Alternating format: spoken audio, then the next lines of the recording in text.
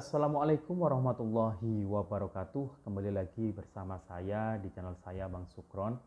Oke teman-teman, pada video kali ini kita akan mereaksi lagi terkait mengenai berita yang mungkin saat ini kita masih dalam tema mereaction perpolitikan di negeri ini ya. Nah, ini ada dari netizen yang mungkin semakin hari semakin kreatif saja terkait mengenai beberapa parodi yang disematkan untuk ditujukan kepada salah satu capres ya yang nanti akan maju rencananya di 2024. Tidak hanya itu, ini juga saya akan sebelumnya menampilkan beberapa video yang dari TikTok juga ini terkait mengenai membongkar kejanggalan anggaran DKI Jakarta di era Pak Anies. Nah, kira-kira ada apa ya kejanggalan anggarannya waktu beliau menjabat Gubernur DKI Jakarta? Langsung saja kita simak videonya. Oke, apa saja kejanggalan data ini? Pasir sekitar 52 miliar, ini pengadaan untuk anak sekolah SD. Jadi saya juga nggak tahu fungsinya untuk apa. Terus di sini juga ada thinner sekitar 40 miliar dan helm proyek ada 34 miliar. Helm proyek? Untuk alat peraga. Untuk alat peraga sekolah. Alat peraga sekolah, helm proyek? Iya. 34 miliar? 34 miliar. Sentil utang Anies Baswedan. Viral video lawas Najwa Shihab bongkar kasus kelebihan bayar Anies. Yusuf Muhammad sebut, untung yang 92 miliar diikhlaskan ya. Kalau ada temuan, justru saatnya ini kita berteriak gitu. Kalau sudah disahkan, sudah diketok palu, itu sudah sangat telat kalau kita menemukan temuan. Bagaimana? Digugat dulu oleh warganya baru kerja, mana ada? Mana ada orang baru kerja setelah digugat? Itu gubernur. Tersimak sudah borok dan bobrok ex-gubernur DKI Jakarta Anies Baswedan ke muka publik. Belum reda isu utang pilkada yang menekuk muka Anies, lagi-lagi boroknya kelebihan bayar di masa jadi gubernur DKI Jakarta bongkar tuntas. Pegiat media sosial Yusuf Muhammad dengan nama akun @yusuf_dumdum kembali menyindir kabar utang baca pres Anies Baswedan. Pendukung Ganjar Pranowo itu mengomentari perbandingan harta dan utang tiga bakal capres 2024, Ganjar, Anies, dan Prabowo Subianto. Diketahui Prabowo mempunyai harta sebanyak 2,4 triliun rupiah dengan utang sebanyak 8 miliar rupiah. Sementara Anies memiliki harta sebanyak 18,5 miliar rupiah dengan utang 7,6 miliar rupiah. Terakhir, Ganjar memiliki harta sebanyak 14,8 miliar rupiah dengan utang 1,3 miliar rupiah. Gila, rasio utang Abbas hampir 50%. Ini belum ditambah utang 92 miliar saat pilkada ke Sandiaga. Bisa jadi berapa tuh cuitnya? Dari mana Anies bisa membayar hutang modal pilkada yang sampai 92 miliar itu? Padahal video lawas Anies soal kelebihan bayar beredar kembali. Diketahui video lawas tersebut merupakan video Najwa Shihab yang tengah mewawancarai Imam Mahmudah selaku anggota DPRD DKI Jakarta fraksi PDIP yang membeberkan banyaknya anggaran-anggaran janggal di era Anies menjabat. Tema hari ini adalah Koalisi Perubahan Anies Baswedan terancam bubar jalan. Betul. Aku sebagai masyarakat biasa ada dua pertanyaan, Bang. Apa tuh? Pertama, kapan jalannya? Ayo, Pak. Dan kedua, kenapa bubar? Anjir. Iya, betul. Orang nggak tahu, Bang.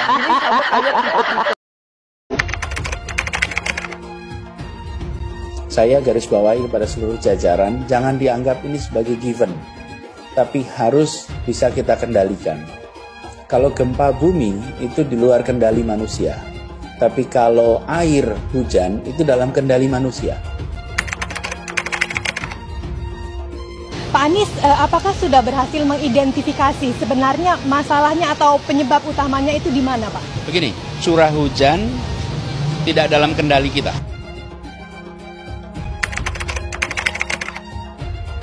Mohon maaf Bapak Gubernur, dalam penyusuran Kali Ciliwung, nyata yang Kali Ciliwung yang sudah kita sepanjang 33 km yang sudah ditangani normalisasi 16 km.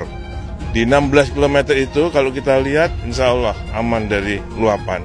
tapi yang belum dinormalisasi tergenang. Mohon maaf Pak Menteri, saya harus berpandangan nih Pak Menteri, karena tadi Bapak menyampaikan, jadi selama air dibiarkan dari kawasan selatan masuk ke Jakarta dan tidak ada pengendalian dari selatan, maka apapun yang kita kerjakan di kawasan pesisir, termasuk di Jakarta, tidak akan bisa mengendalikan airnya. Saya nggak mau debat loh, saya tidak dididik untuk berdebat.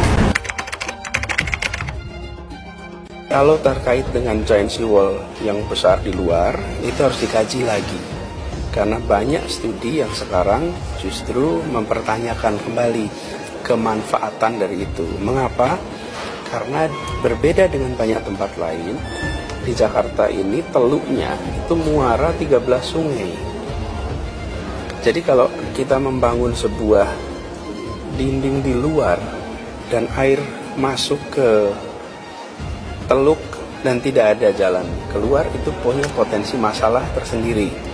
Jadi jangan sampai kita melakukan sekarang, di kemudian hari anak cucu kita menengok, Pak ini kok airnya jadi kumpulan air tak bersih kumpul di sini, gitu ya.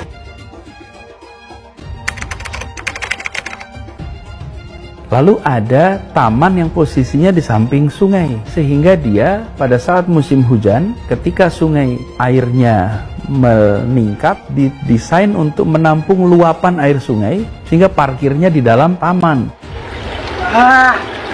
Kata Pak Anies ini parkiran, ternyata banjir isinya. Bukan banjir, itu memang parkir air.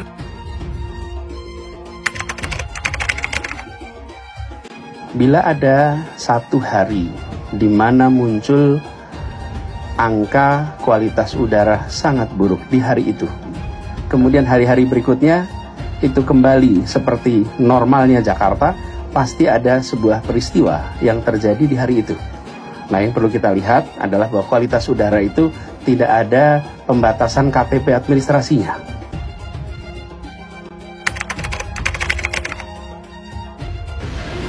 Bapak Ibu, saya ingin ajak ingat-ingat sebentar ya, sekali. Baju laki-laki tradisional itu semua polos, Bapak Ibu. Itu laki-laki. Dan yang namanya batik itu dipakainya kain, Bapak Ibu. Batik itu dipakainya untuk sarung. Tidak baik, tidak ada orang pakai batik buat baju, Bapak Ibu. Coba ingat-ingat, tidak ada. Batik itu dipakainya untuk kain. Lalu atasnya kebaya. Kemudian terjadilah pelanggaran. Atas pakem itu, kain itu yang dipakainya di bawah dipakai untuk baju, dan ketika pertama kali digunakan orang menengok ini nggak sopan, ini pelanggaran, nggak ngerti pakem, diikuti banyak orang. Sekarang menjadi baju batik identitas Indonesia. Pelanggaran itu sekarang menjadi kebiasaan baru.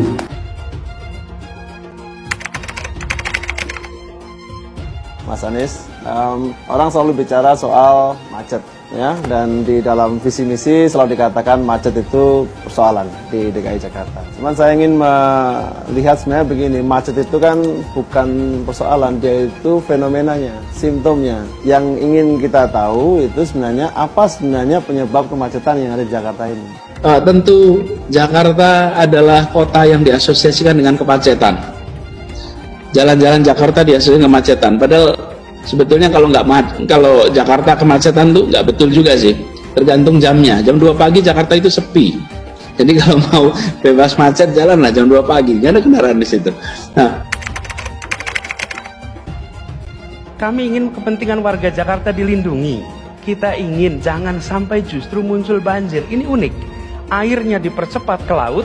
Di depan lautnya disiapkan pulau-pulau untuk menampung air. Efeknya balik ke Jakarta dan nanti kita akan merasakan banjir di tempat ini. Gubernur DKI Jakarta Anies Baswedan telah menerbitkan sejumlah izin mendirikan bangunan untuk sejumlah pulau reklamasi di pantai utara Jakarta.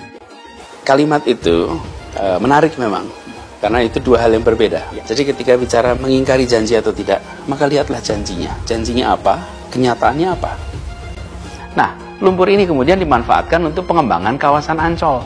Jadi ini adalah sebuah kegiatan untuk melindungi warga Jakarta dari bencana banjir. Begini Pak Anies, Pak Riza, Kami tahu dengan jelas bahwa hari ini hari terakhir Bapak, perhelatan di dalam adalah perhelatan perpisahan. Kami juga tahu itu. Tapi yang kami mau adalah, kami mau ada komitmen dari Pemprov DKI Jakarta untuk menyelesaikan berbagai permasalahan DKI Jakarta. Karenanya, yang masalah itu bukan hanya cuma penggusuran ya Pak, permasalahan lainnya.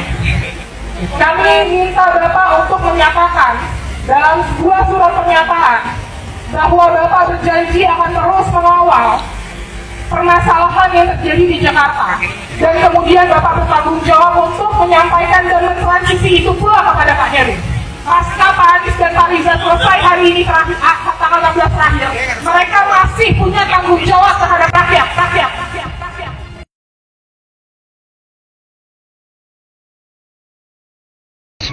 Bang Nopel, dengar-dengar tekad abang udah bulat ya untuk ambil bagian di perhelatan Pilpres 2024. Yang pasti insya Allah. Kalau boleh tahu sebagai apa sih bang? Calon wakil presiden. Oh, sebagai wakil presiden. Mantap bang. Kami sebagai rakyat Indonesia sangat mendukung abang untuk menjadi wakil presiden dari Koalisi Perubahan, yaitu wakil dari Pak Anies Baswedan. Tapi nih bang, kalau boleh berandai-andai, seandainya Pak Anies Baswedan tidak memilih abang sebagai wakil, tanggapan abang gimana? Itu orang nggak bijak seperti itu menyampaikan itu, karena masa 212 itu real, bukan halusinasi. Emang Bang Nopel punya masa berapa orang sih bang? 130 juta orang.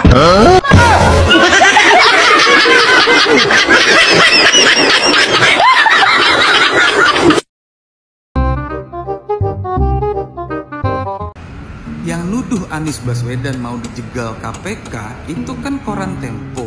Kenapa malah pemerintah yang disuruh klarifikasi? Emangnya Jokowi itu modelan SBY yang mengintervensi kasus hukum besannya, dan endingnya ketua KPK-nya malah dipenjara 18 tahun karena kena jebakan Batman. Lagi pula, kalau Anies Baswedan bersalah dan terbukti melakukan tindak pidana, lah ya masa nggak boleh dipenjara, nggak boleh dihukum. Terus kayak Kadrun bilang kalau Anies terbukti korupsi, ya dia pasti ditangkap dong. Kan nyatanya enggak. Ya justru ini mau dibuktiin, mau diselidikin. Giliran pengen dibuktiin, pengen diselidikin, lalu pada nggak terima. Nah, gimana cerita? Emangnya Anies siapa? Tuhan? Nabi? Cuy, apa lo?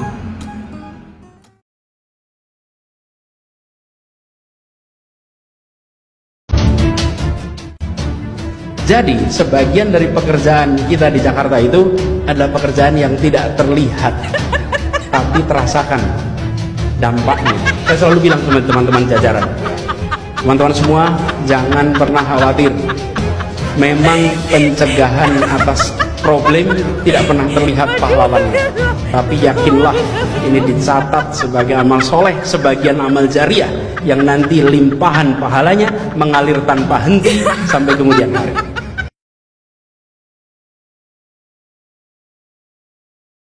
Luarnya manis, dalamnya kosong. PSI. Tapi nggak apa-apa, mengutip omongan Panji Pragiwaksono, dia bilang inti dari berkarya itu bertumbuh. Jadi lu jangan takut bikin karya pertama, jangan takut bikin karya yang jelek pertama kali, jangan takut bikin karya yang alay pertama kali. Kenapa? Karena pasti jelek, gitu kata Panji. Dan kalian tahu apa karya pertama Panji di bidang politik? Gubernur DKI Bapak Anies Baswedan.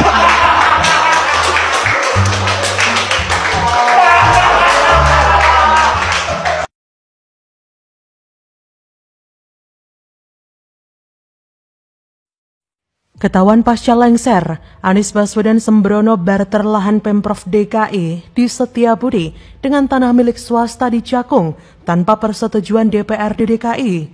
Cacat hukum. Yang terkait dengan program pengadaan rumah di Jakarta. Pertanyaan menyangkut landasan program dan seputar peraturan-peraturan yang ada di Jakarta. Nah, dalam komisi apakah itu diperlukan untuk ini?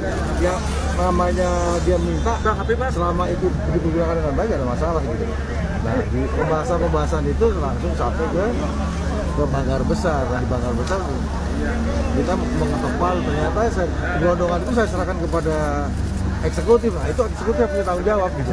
Ya. Kedua, padahal hari ini kita baru mengeksekusi permintaan dari pengganti milik PT Nusantara Pasifik Investment.